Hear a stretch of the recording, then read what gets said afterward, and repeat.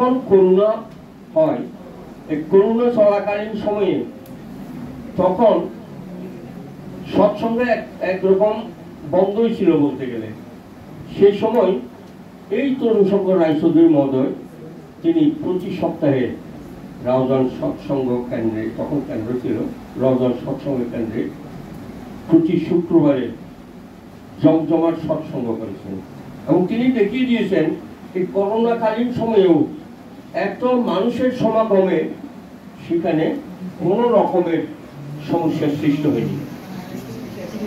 কারণ তিনি আসলে একজন ভক্ত ব্যক্তি ছিলেন। এই ভক্ত প্রবর দীর্ঘদিন রাউজান সৎসঙ্গের সঙ্গে জড়িত ছিলেন। এবং আপনারা অবাক হবেন, এই রাউজানে প্রথম সৎসঙ্গ আমি এসেছিলাম এই বাড়িতেই। সেই 1987 সালে যখন রাউজানের সৎসঙ্গের সংখ্যা খুবই কম, নগণ্য, সেই সময় এই তরুণ শঙ্কর রায়চৌধুরী এবং তার মা তারা তাদের বাড়িতে সৎসঙ্গ দিতেন, উৎসব হতো এখানে। এবং তার আরেক ভাই ছিল, আপনারা তার নাম অনেকে শুনেননি হয়তো, একসময় এই রাউজানের দাপটের সঙ্গে সৎসঙ্গ করেছেন। তিনি হচ্ছে রতন শঙ্কর রায়চৌধুরী, বর্তমানে ভারতে আছেন। তিনি একসময় এই রাউজান সৎসঙ্গ কেন্দ্রের, তখন কেন্দ্র ছিল না, তখন ছিল উপাসনালয়, সেই সময় তিনি ছিলেন রাউজান সৎসঙ্গ কেন্দ্রের সম্পাদক।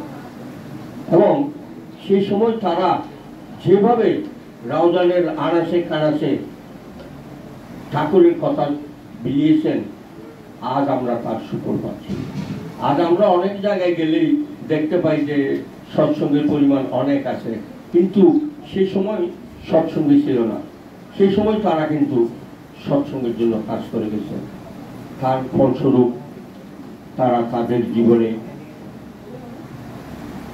কি পেয়েছেন আমি জানি না, কিন্তু ঠাকুর যে তাদেরকে মুক্তির দিকে নিয়ে গেছেন এটা কিন্তু নিঃসন্দেহে বিশ্বাস করতে হয়। আজ তার প্রথম বাৎসরিক শ্রাদ্ধের দিন।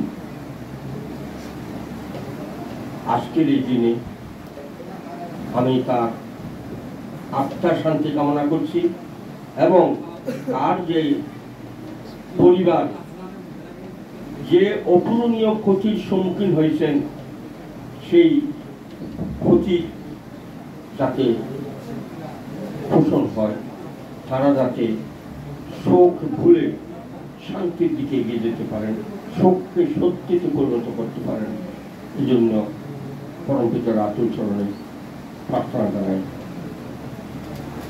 আমি জানি আজকের এই দুঃখময় জীবনে খুব বেশি কিছু আলোচনা করাও ঠিক হবে না। আমরা আসলে মানুষ, আমরা পাপ করি, পুণ্য করি, ন্যায় অন্যায়, দোষ গুণ সবগুলি মিলিয়ে আমরা মানুষ, যার ফলে আমাদের পাপ স্খলনের একটা আগ্রহ দেখা যায়। যেমন এই যে গতকাল একটা দিন গেছে, আপনারা জানেন গতকাল কি ছিল?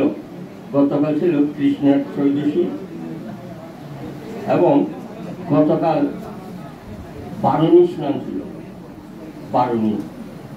বারুণী স্নানে গেলে একটা প্রবাদ আছে যে মানুষের জন্ম জন্মান্তরের পাপ ক্ষয় হয়।